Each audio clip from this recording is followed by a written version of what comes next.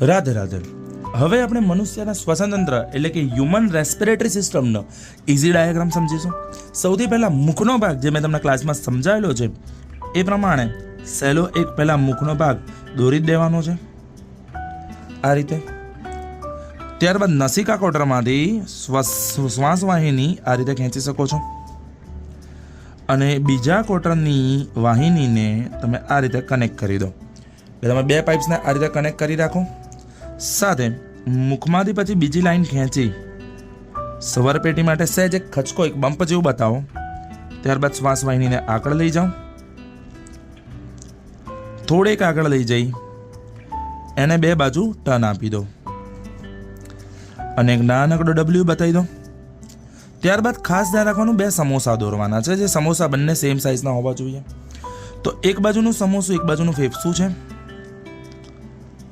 જેને આ રીતે દર્શાવી દો. બીજી બાજુનું સમોસું સેમ સાઇઝનું રહેવું જોઈએ આ રીતે. તથા એને નીચેના ભાગમાં તમારે ઉરોદર પટલ દર્શાવવાનું છે. એક સાઈડ તમે પાંસળીઓ દર્શાવી દો. પાંસળીઓ એટલે આ રીતની ખાલી રીંગો બતાવી દો.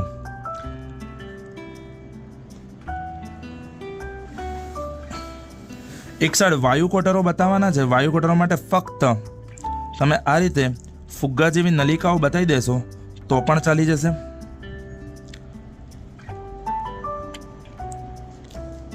અને ગળાના ભાગમાં કાસ્તીની વલયમય રીંગો બતાવી દો, જેથી શ્વાસ નળીનો ભાગ રૂંધાઈ ના જાય.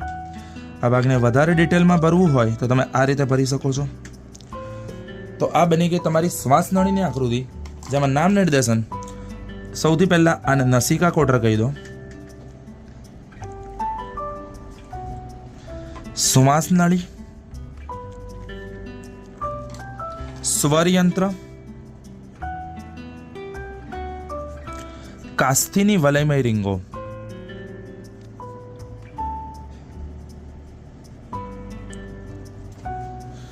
ફેફસું અથવા ફેફસા લખી શકાય છે, પાંસળીઓ, ઉરોદર પટલ,